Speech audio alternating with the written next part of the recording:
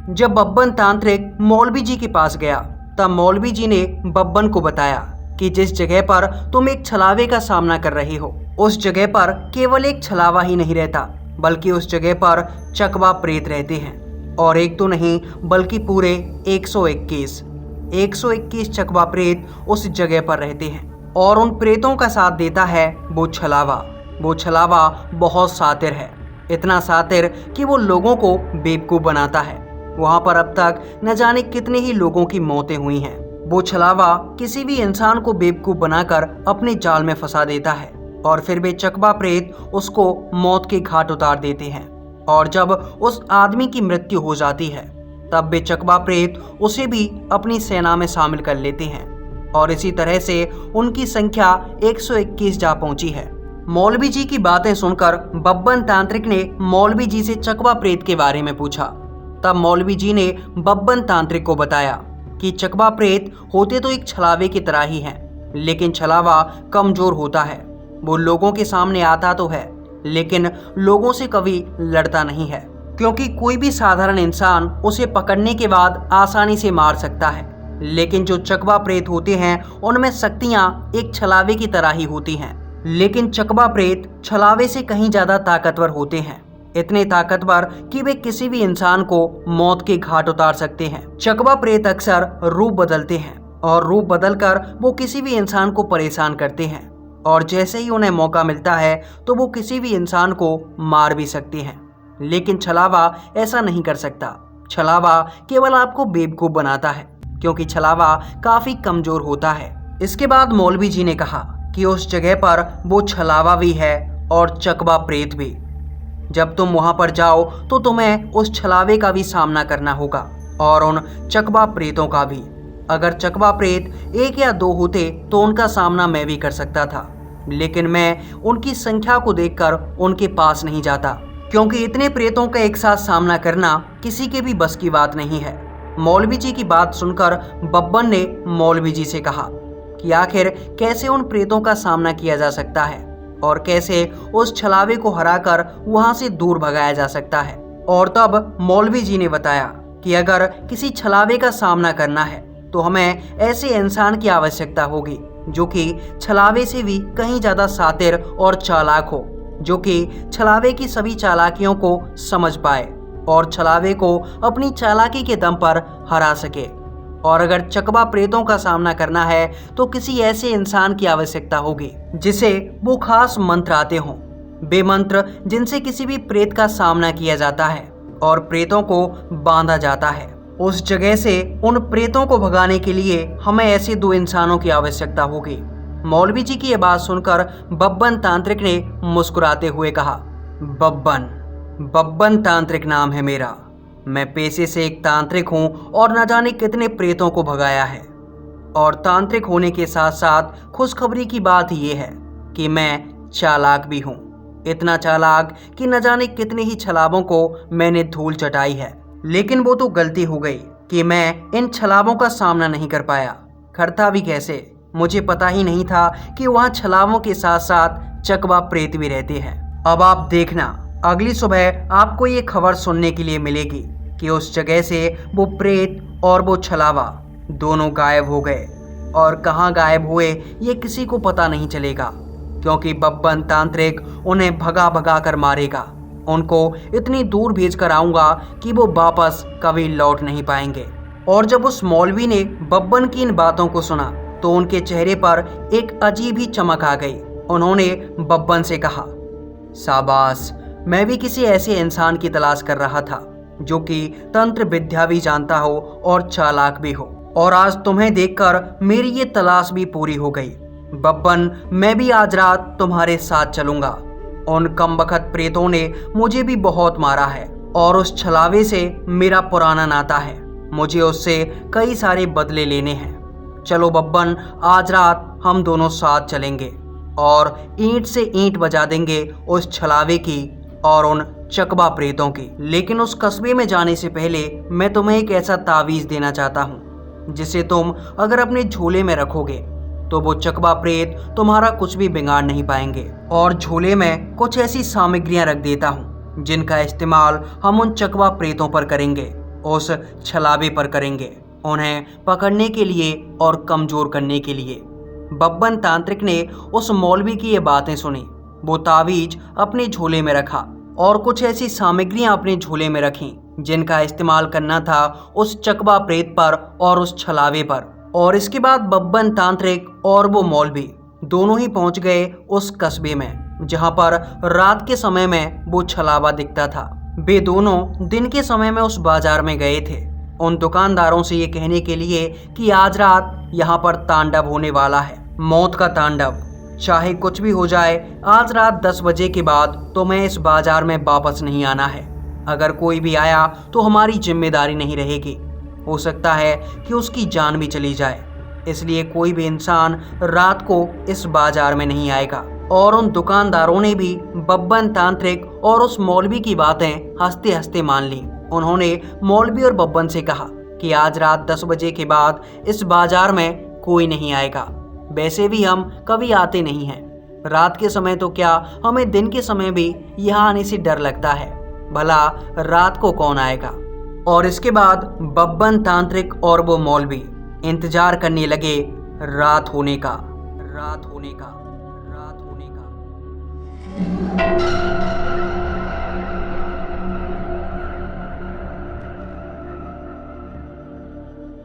और जब रात हुई तो बब्बन तांत्रिक और वो मौलवी दोनों उस बाजार में खड़े हुए थे। उन दोनों को उस बाजार में इधर उधर घूमते हुए काफ़ी देर हो गई। रात के लगभग 12-1 बज चुके थे, लेकिन अभी तक उनको उस बाजार के अंदर किसी भी तरह की कोई हलचल देखने के लिए नहीं मिली थी। और इसके बाद उन दोनों ने एक योजना बनाई। मौलवी जी ने बब्बन तांत्रिक से कहा, बब्बन, मुझे लगता है कि शायद उस चकवा प्रेत और उस छलावे को हमारे बारे में पता चल चुका है और वे दोनों हमारे सामने आना नहीं चाहते क्योंकि उन्हें हमारी शक्तियों के बारे में पता है। इसलिए तुम लेफ्ट साइड की तरफ जाओ और मैं राइट साइड की तरफ जाता हूँ। लेकिन याद रखना कि आज रात हम दोनों मिलेंगे नहीं। अगर तुम्हें मेरी शक्ल का कोई दिखाई दे तो समझ लेना कि वो छलावा है, और अगर मुझे तुम्हारी शक्ल का कोई दिखाई देगा तो मैं समझ लूँगा कि वो छलावा है। जब हम दोनों एक दूसरे से अलग हो जाएंगे तब वो चकवा प्रेत और वो छलावा ये दोनों हमें बेवकूफ़ बनाकर फंसाने की कोशिश करेंगे। लेकिन अगर तुम्हें मेरी शक्ल का कोई दिखाई दे तो समझ जाना कि वो मैं नहीं हूँ बल्कि छलावा ही है। लेकिन हो सकता है कि किसी कारणवश रात्रि में मुझे तुम्हारे सामने आना पड़ जाए और तुम्हें भी मेरे सामने आना पड़ जाए।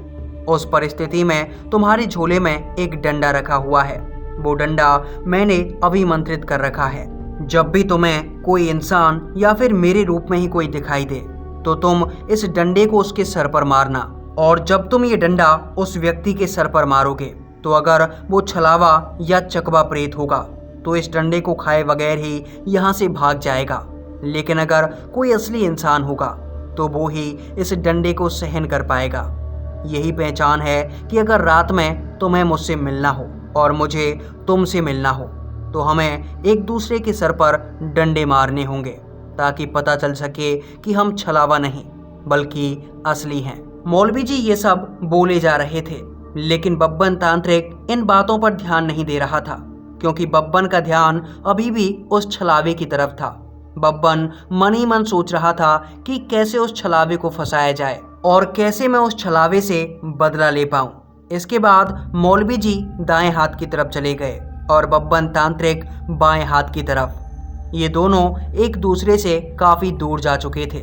बब्बन तांत्रिक एक जगह पर बैठा हुआ था और वो बार बार यही देखे जा रहा था कि कहीं पर छलावा या फिर चकवा प्रेत का कोई सबूत मिले या फिर वे मेरे सामने आए तो मैं उन्हें बताऊंगा कि बब्बन चीज़ क्या है। अभी बब्बन तांत्रिक ये सब सोच ही रहा था कि तभी उसे मौलवी जी की आवाज़ सुनाई दी, बब्बन जल्दी आओ, वो छलावा मेरे हाथ आ गया है। देखो काफी तेज भाग रहा है कमीना, जल्दी आओ उसका पीछा करते हैं। जब बब्बन तांत्रिक ने मौलवी की ये आवाज सुनी तो बब्बन तांत्रिक सीधा मौलवी जी की आवाज का पीछा करने लगा और उसे मौलवी जी भागते हुए नजर आए और बब्बन तांत्रिक उनके पीछे पीछे भागे जा रहा। बब्बन तांत्रिक को अब गुस्सा आ रहा था क्योंकि बब्बन तांत्रिक ये सोच रहा था कि उस छलावे को मौलवी जी पकड़ ही लेंगे और इसके बाद मैं उस छलावे को बहुत बुरी तरह से मारूंगा। लेकिन मौलवी जी भागे जा रहे और बब्बन तांत्रिक उनके पीछे पीछे भागे जा रहा। काफी देर तक भागने के बाद मौलवी जी एक जंगल की तरफ पहुंच गए, जहां पर बब्बन तांत्रिक उनका पीछा करते करते पहुंच गया। इसके बाद मौलवी जी एक जगह पर रुके और उन्होंने बब्बन तांत्रिक की ओर इशारा करते हुए कहा, बब्बन, इस पेड़ के ऊपर है छलावा, मैं इस पेड़ पर चढ़ रहा हूँ, तुम भी आ जाओ। और इसके बाद बब्बन ने देखा कि वो मौलवी जी एक पेड़ के ऊपर चढ़ गए और बब्बन भी उनके पीछे से उसी पेड़ पर जा चढ़ा। और फिर बब्बन ने देखा कि वो मौलवी जी पेड़ की एक डाली पर बैठ गए। उन्होंने बब्बन से कहा, बब्बन, वो देखो उस पतली सी डाली पर है वो छलावा। कमीना मुझे देख देख कर हंस रहा है, मैं बूढ़ा हूं ना, चढ़ नहीं सकता इस डाली के ऊपर, तुम जल्दी से चढ़ जाओ, मैंने उसे मंत्रों से बांध दिया है, अब वो भाग नहीं पाएगा। मौलवी जी की इन बातों को सुनने के बाद बब्बन तांत्रिक उस डाली के ऊपर चढ़ने लगा। वो डाली बहुत पतली थी, एक छोटी सी शाखा थी। बब्बन तांत्रिक जैसे तैसे करके उस डाली पर चढ़ रहा और जैसे तैसे करके जब बब्बन तांत्रिक उस डाली के ऊपर चढ़ा तो बब्बन के वजन की वजह से वो डाली टूट गई और बब्बन तांत्रिक गिरा उस पेड़ से सीधा जमीन पर। और बब्बन के जमीन पर गिरते ही उसे किसी के हंसने की आवाज सुनाई दी। बब्बन, पकड़ लिया छलावे को? मुझे लगा कि बब्बन बहुत टकला है, दिमाग भी खाली होगा, इसे बेवकूफ बनाना आसान है और मैंने मौलवी का रूप धारण कर लिया और तुम फंस गए मेरे जाल में।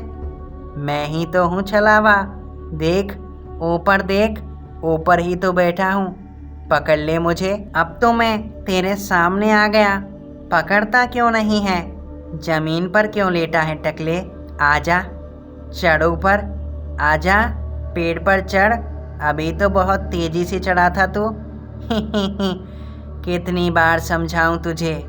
पिल्लू, पिल्लू पिंचर वाला नाम है मेरा, मुझसे पंगा मत लेना। जब छलावा नहीं था तब लोगों को बेवकूफ़ बना देता था, अब तो मैं छलावा हूँ। तेरे जैसे टकले तांत्रिक को बेवकूफ़ बनाना कोई बड़ी बात नहीं है। और दूसरी तरफ जो मौलवी जी उन दुकानों के पास खड़े हुए थे, उन्हें एक आवाज सुनाई दी। वो आवाज बब्बन तांत्रिक की थी। मौलवी जी जल्दी आओ, इन चकवा प्रेतों से सामना हो गया है। और इसके बाद वो मौलवी जी बब्बन तांत्रिक की आवाज सुनकर उसके पास भागने लगे और उन्हें बब्बन तांत्रिक एक जगह पर खड़ा हुआ नजर आया। जैसे ही बब्बन तांत्रिक ने उन मौलवी जी को देखा तो वो बब्बन तांत्रिक भागने लगा जंगल की तरफ। बब्बन जंगल की तरफ भागे जा रहा और मौलवी जी उसके पीछे पीछे। बब्बन तांत्रिक बार बार आवाजें निकाले जा रहा, मौलवी जी आपके डर से ये भाग रहे हैं, जल्दी आओ, पीछे आओ मेरे। और वो मौलवी जी बब्बन तांत्रिक के पीछे पीछे भागे जा रहे। इसके बाद बब्बन तांत्रिक एक जंगल में जा पहुंचा और जंगल में जाने के बाद बब्बन तांत्रिक एक जगह पर भाग रहा। उस जगह के आसपास कोई पेड़ पौधा नहीं था, वो जगह पूरी तरह से सुनसान थी। लेकिन बब्बन तांत्रिक उस जगह पर काफी तेजी से आगे की तरफ भाग रहा था और उसका पीछा करते करते मौलवी जी भी उस जगह से निकलना चाहते थे। लेकिन जब मौलवी जी ने वहां पर कदम रखे तो वो मौलवी जी कीचड़ में धंस गए। दरअसल वो जगह कोई सपाट मैदान नहीं था, बल्कि वो एक तालाब था। एक ऐसा तालाब जिसके किनारों पर काफी ज्यादा कीचड़ थी। और कीचड़ में धंसते ही मौलवी जी ने देखा कि जो बब्बन तांत्रिक अभी काफी तेजी से भाग रहा था, वो अचानक से उनके पास आ गया और उसने बड़े ही गुस्से में मौलवी जी से कहा, क्यों मौलवी, तू फिर से यहाँ वापस आ गया? अभी कुछ दिनों पहले ही तो तुझे भगाया था। लगता है तुझे अपनी जिंदगी से मोह नहीं रहा। तू चकवा से पंगा ले रहा है, चकवा से।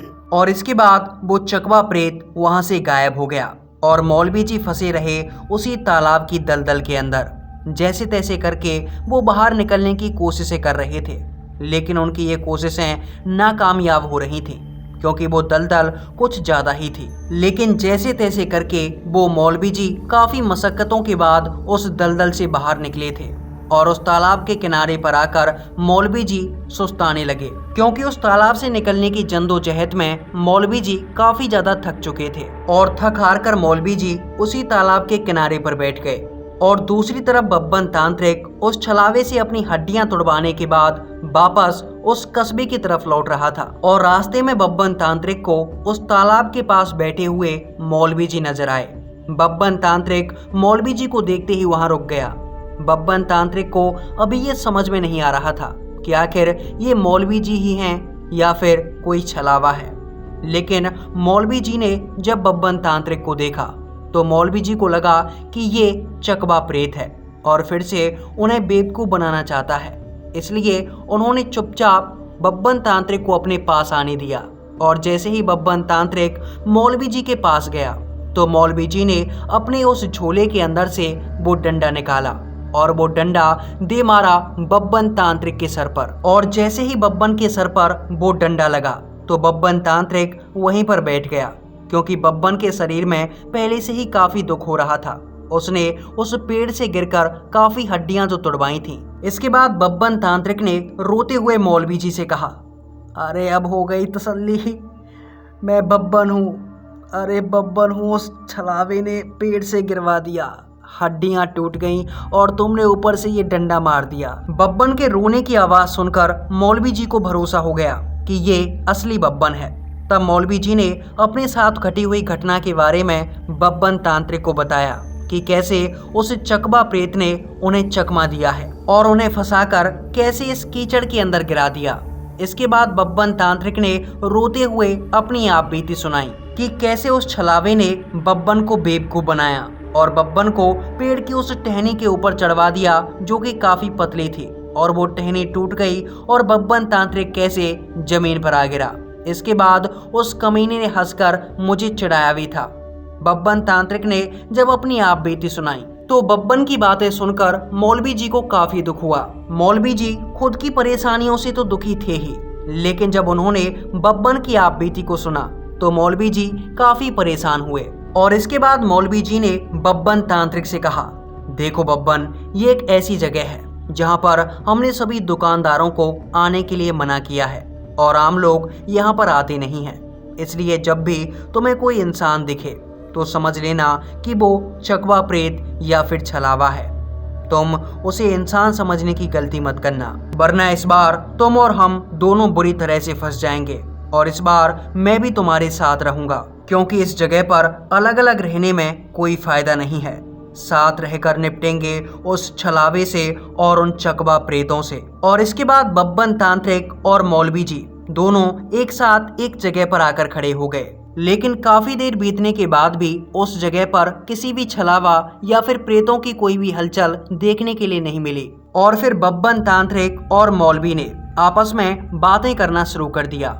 जब बब्बन तांत्रिक और मौलवी जी आपस में बातें कर रहे थे कि तभी उन्हें दूर से एक हल्की हल्की आवाज सुनाई दी और ये आवाज धीरे धीरे करके उनके पास आ रही थी। अंधेरी रातों में सुनसान राहों पे एक मसीहा रहता है, जिसे लोग शहंशाह कहते हैं, जिसे लोग शहंशाह कहते हैं। इस आवाज को सुनकर जब मौलवी जी और बब्बन तांत्रिक ने अपने पीछे देखा तो उन्हें पता लगा कि पीछे लगभग 100 मीटर दूर से एक बेवड़ा चला आ रहा है। उसके हाथ में एक शराब की बोतल थी और वो गिरता पड़ता गाने गुनगुनाते हुए उन दोनों की तरफ चले आ रहा था। जब बब्बन तांत्रिक और मौलवी जी ने उसे देखा और उसकी ये आवाज सुनी तो मौलवी जी ने बब्बन तांत्रिक से कहा, बब्बन, ये कोई बेवड़ा नहीं है, ये शराबी नहीं है, ये छलावा है। हो सकता है कि ये चकवा प्रेत हो। हमें इसके जाल में नहीं फंसना है। इस बार जब ये हमारे पास आएगा तो हम ऐसा व्यवहार करेंगे जैसे हमें इस प्रेत के बारे में कुछ पता ही नहीं और हम इसे एक साधारण इंसान ही समझ रहे हैं। और जब ये हमारे बिल्कुल पास आ जाएगा तब मैं इसके सिर पर वो लाठी मारूंगा और तुम इसे पकड़कर मंत्र पढ़ना शुरू कर देना और इसके ऊपर उन सामग्रियों को फेंकना जो कि मैंने तुम्हारे झोले के अंदर डाली हुई हैं। मौलवी जी की बातों को सुनकर बब्बन तांत्रिक ये समझ चुका था कि ये छलावा ही है। भला ऐसी रात में और इस जगह पर कौन सा इंसान आएगा। अगर इसे शराब पीनी थी तो शराब तो ये कहीं पर भी पी सकता था। हमारे पास आया है क्योंकि ये हम दोनों को बेवकूफ़ बनाना चाहता है। लेकिन इस छलावे को ये पता नहीं है कि बब्बन एक बार ही बेवकूफ़ बनता है। बब्बन को दोबारा बेवकूफ़ बनाना भगवान के भी बस की बात नहीं। फिर ये छोटे मोटे छलावे आते ही किस गिनती में हैं। और धीरे धीरे करके वो शराबी बब्बन तांत्रिक और उस मौलवी के पास आता गया। और जब वो उन दोनों के पास आया तो उसने बब्बन तांत्रिक को गालियां देना शुरू कर दिया। बब्बन तांत्रिक उसकी गालियों को सुनकर गुस्से में आ रहा और वो मौलवी जी बब्बन तांत्रिक को समझा रहे, बब्बन गुस्से में मता बब्बन, ये समय ऐसा नहीं है। ये छलावा तुम्हें बेवकूफ़ बनाना चाहता है। इसे तू अपने पास आने दे। जैसे ही ये पास आएगा मैं इसे पकड़ लूंगा और फिर तू वही करना जो मैंने तुझे समझाया है। मौलवी जी बब्बन तांत्रिक को समझा रहे थे, लेकिन वो शराबी बब्बन तांत्रिक और मौलवी जी दोनों को गालियां दे रहा। आबा टकला, यह शहंशाह के रोड में कैसे आ गया? हट यहाँ से। पता नहीं क्या शहंशाह अपनी महफिल यहीं जमाता है। टकला, इस बुड्ढे को हटा ले और तू भी हट जा यहाँ से, नहीं तो ये शहंशाह ऐसा कंटाप लगाएगा, हिल जाएगा बेटा, हिल जाएगा तू। खोपड़ी के बाल पहले ही उड़ चुके हैं तेरे, पता नहीं कंटाप खा के क्या क्या उड़ जाएगा। हट जा बेटा यहाँ से, छोड़, रास्ता छोड़ बेटा।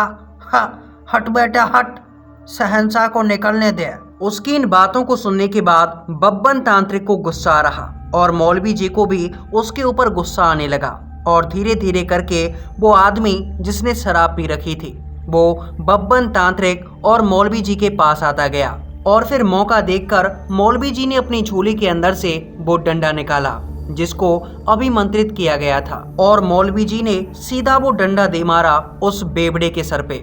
बेवड़े के सर पे जैसे ही वो डंडा पड़ा तो उसको गुस्सा आ गया।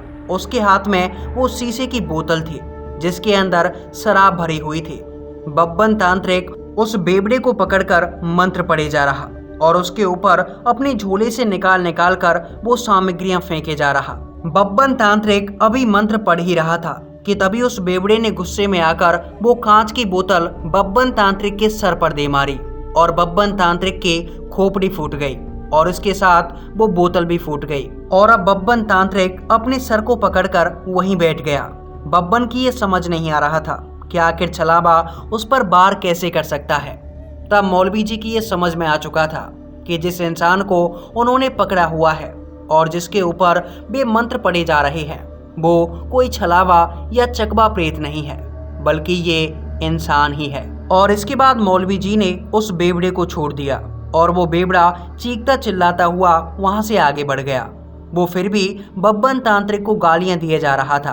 टकला, तेरा को कीड़े पड़ेंगे साले, एक बोतल थे, बड़ी मेहनत से जुटा के लाया था, साले ने खामोखा अपना सर आगे कर दिया, हमारी बोतल फूट गई। अब दोपहर को भूखा प्यासा रह गया, बड़ी मेहनत करके किसी का जेब काटना पड़ेगा, तब जाकर इंतजाम होगा इस बोतल का। टकले, तेरे को कीड़ा पड़ेंगे, टकले, कीड़ा पड़ेंगे तेरे को। गालियां देता हुआ वो बेवड़ा तो वहां से चला गया, लेकिन बब्बन तांत्रिक के सर से काफी खून बहे जा रहा था और बब्बन तांत्रिक चीखे चिल्लाए जा रहा। बब्बन तांत्रिक की आंखों में आंसू आ रहे थे और वो मौलवी जी बब्बन तांत्रिक को सांत्वना दे रहे। और इसके बाद बब्बन तांत्रिक ने रोते हुए मौलवी जी से कहा कि मुझे इस बस्ती से इन छलावों को दूर नहीं करना, मुझे बस यहाँ से जाना है। आज रात कैसे भी कट जाए, मुझे अपना सर ठीक करना है, कहीं ऐसा ना हो कि खून बहने की वजह से मेरी मौत हो जाए। और इसके बाद उन मौलवी जी को बब्बन तांत्रिक की वो बात सही लगी और मौलवी जी ने यह फैसला किया कि वे बब्बन को लेकर यहाँ से वापस अपने घर चले जाएंगे। फिर मौलवी जी बब्बन को लेकर घर की तरफ चलने लगे। इस समय पर रात के 3 बज चुके थे और जब बब्बन तांत्रिक और मौलवी जी दुखी होकर और नाकामयाब होकर वहां से वापस अपने घर लौट रहे थे, तब बब्बन तांत्रिक और मौलवी जी को आवाज सुनाई दी। क्या हुआ बब्बन, देख मैं तेरे पीछे खड़ा हूँ। छलावा तेरे पीछे खड़ा है, मुझे नहीं भगाएगा यहाँ से। तेरी हड्डियाँ तोड़वा दी मैंने उस पेड़ से गिरा के। बदला नहीं लेगा। क्यों? क्या हुआ बब्बन? हमें यहाँ से दूर नहीं ले जाएगा?